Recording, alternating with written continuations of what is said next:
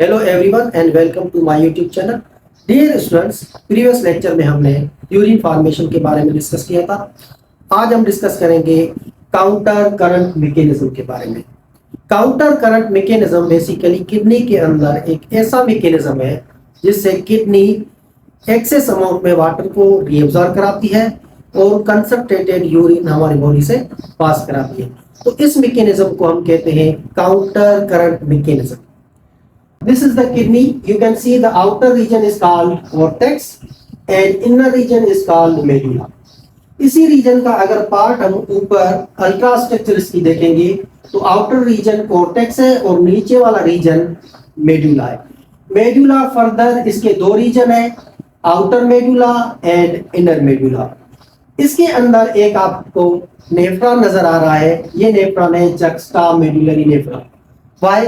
Because इसके जो loop of Henle है वो मेडुला की तरफ जो है पेनिट्रेटेड। तो ये काउंटर करंट मैकेनिज्म मेडुला के रीजन में होता है। तो यहाँ पे हम कुछ बेसिक कॉन्सेप्ट सीखेंगे काउंटर करंट मैकेनिज्म के बारे में। सबसे पहले हम बात ये समझें कि काउंटर करंट मैकेनिज्म है क्या। तो काउंटर करंट क्या है, तो यहाँ आप फिगर में देख सकते हैं, यहाँ पे फ्लूइड की अपोजिट मूवमेंट है। अगर आप लूप ऑफ हेनली में यहाँ पे देखें, that is the descending loop of Henley and this is the ascending loop of Henley. Descending loop of Henley में जो फिल्ट्रेट है वो नीचे की तरफ मूव कर रहा है और जो असेंडिंग लूप ऑफ हेनली में जो फ्लूइड है ये ऊपर की तरफ मूव कर रहा है। तो ये अपोजिट इसकी डायरेक्शन है और ये आपको रेड लाइन जो नजर आ रही है that is the capillaries and that capillaries is called Vasa रेक्टा। Vasa रेक्टा basically capillaries that is found around the loop of Henley. अब यहाँ पे आप जब कैपिलरीज में भी देखेंगे, ये डाउनवर्ड मूवमेंट है ब्लड की यहाँ से और यहाँ से अपवर्ड मूवमेंट है। तो यहाँ पे भी अपोजिट डायरेक्शन है फ्लूइड की, उसे कहा जाता है counter current. Counter current mechanism दो टाइप्स के हैं। एक है काउंटर करंट मल्टीप्लायर। ये कहाँ पे होता है? ये होता है लूप ऑफ हेनली में। तो इसको पहले हम समझेंगे, उसके बाद हम समझेंगे काउंटर करंट एक्सचेंजर।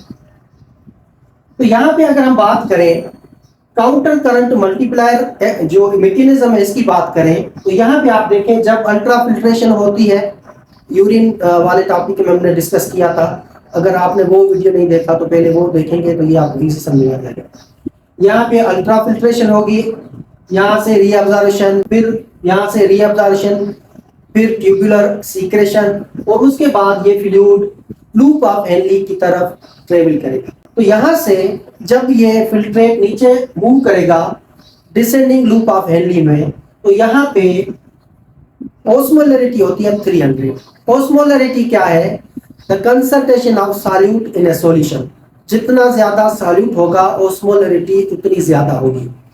तो आप यहाँ पे देख रहे हैं कि जैसे जैसे फ्लूइड नीचे आ रहा है इसकी ऑस्मोलरिटी इंक्रीज होती जा रही है। पहले 300 थी, 300 मिलीमोल्स पर लीटर, अब 400, 600, 800, 1000, 1200। अब ये ऑस्मोलरिटी क्यों इंक्रीज हो रही है? क्योंकि ये descending loop of Henle permeable to water, इससे वाटर जो है डिफ्यूज आउट हो रहा है।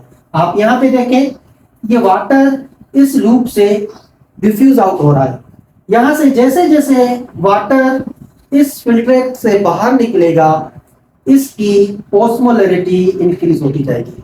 जब ये यहाँ tip of the loop of Henley पहुंचेगा तो यहाँ पे इसकी ऑस्मोलरिटी 1200 हो जाएगी। अब ये ऑस्मोलरिटी यहाँ पे क्यों होती है कि ताकि ज्यादा अमाउंट में वाटर रीअब्जॉर्ब हो। फिर यहाँ से जैसे ही फिल्ट्रेट अपवर्ड मूवमेंट करेगा, अब जा रहा है असेंडिंग लूप ऑफ हेनली में। जैसे जैसे जा रहा है तो अब आप यहाँ पे देखें, पहले 1200 थी, अब 1000, फिर 800, 600, 400, 300 मिलीमोल्स पर लीटर। अब यहाँ पे ऑस्मोलरिटी डिक्रीज हो रही है। इसका रीजन क्या है? इसका रीजन ये है कि अब इस जो ये लूप है, असेंडिंग लूप ऑफ हेनरी, इसमें से सोडियम क्लोराइड डिफ्यूज आउट हो रहे हैं, ये इससे बाहर निकल रहे हैं। जैसे जैसे सॉल्यूट की कंसंट्रेशन कम होगी तो फिर ऑस्मोलरिटी जो है डिक्रीज होगी। मेरे ख्याल में ये आपको समझ में आ गया। जैसे जैसे सोडियम क्लोराइड इससे निकलेगा तो फिर ऑस्मोलरिटी भी डिक्रीज होगी, क्योंकि osmolarity is concern with the solutes. तो ये जैसे ऊपर जाएगा फिर ये 300 तक पहुंचेगा, फिर ये सेम हो जाएगा। तो ये कॉर्टेक्स रीजन है ऊपर वाला, और ये आप देख रहे हैं कि नीचे में जो मेडुला का रीजन है, इसका आउटर मेडुला है और ये इनर मेडुला। ये जो प्रोसेस होता है काउंटर करंट मैकेनिज्म मोस्टली यहाँ पे होता है। एक तो ये आपको समझ में आ गया। इसे कहा जाता है काउंटर करंट मल्टीप्लायर। क्यों कहा जाता है? क्योंकि यहाँ पे सोल्यूट जो है, इस यहाँ रीजन में सोल्यूट की कंसंट्रेशन इंक्रीज हो रही है, that's why it is called counter current multiplier. The second is counter current extender. ये कहां पे होता है? ये होता है इन कैपिलरीज। ये आप कैपिलरीज देख रहे हैं, ये नीचे की तरफ ब्लड जा रहा है और ये अपवर्ड जा रहा है। यहाँ पे क्या होता है कि ये जो ब्लड है, अब ब्लड के अंदर भी ऑस्मोलरिटी आप देखें, यहाँ पे 300 है। जैसे जैसे ये नीचे जाएगा तो इसकी ऑस्मोलरिटी इंक्रीज होगी। अब इंक्रीज कैसे होगी ये आपको समझ में आ गया होगा कि इसके अंदर सॉल्यूट इंक्रीज हो रहा है।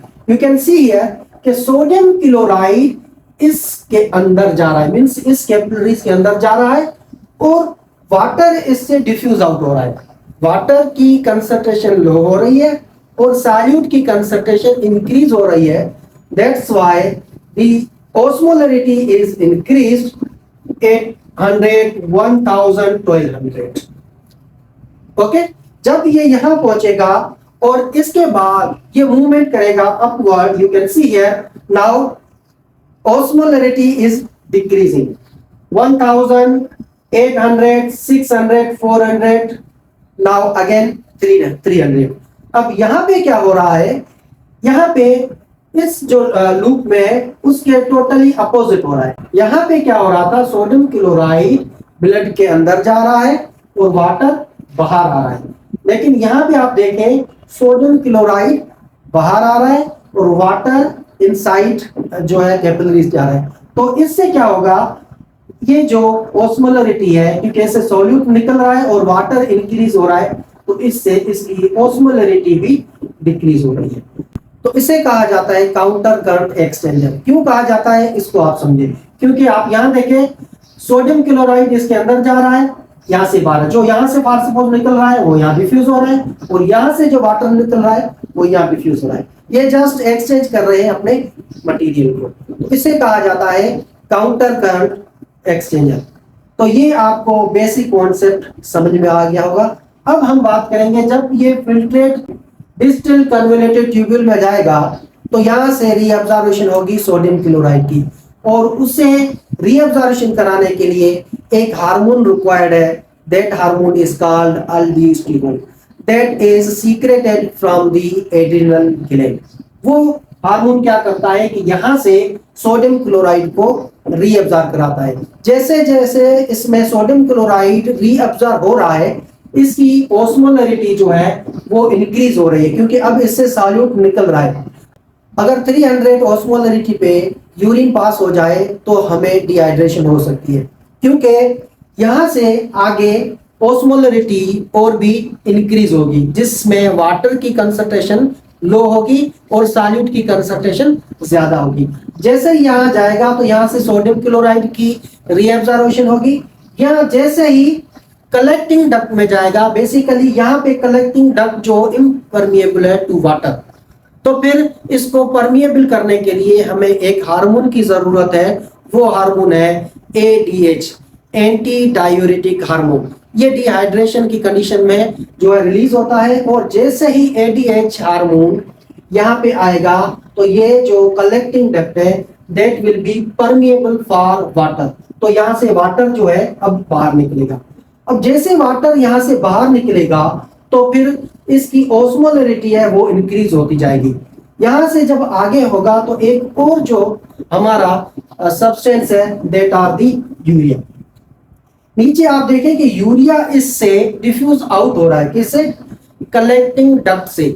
जैसे ये डिफ्यूज आउट होगा तो इसका कुछ अमाउंट लूप ऑफ हेनली के अंदर दाखिल होगा। ये फिर यूरिया इस तरीके से सर्कुलेट करता रहेगा, यहां से इसके अंदर दाखिल होगा, फिर सर्कुलेट होके यहां से बाहर निकलेगा। तो जैसे ही यहां से सोडियम क्लोराइड तो यहां से निकल रहे हैं बाहर, और यहां से यूरिया, तो यहां का सॉल्यूशन जो है हाइपरटोनिक कंडीशन होगा। जैसे ही हाइपर कंडीशन होगा तो इससे वाटर जो है कलेक्टिंग डक्ट से निकलेगा। तो फिर ये जो फिल्ट्रेट है या यूरिन है, इसकी जो ऑस्मोलरिटी है वो 1200 मिलीमोल्स पर लीटर तक जा पहुंचेगी और ये यूरिन पास आउट हो जाएगा।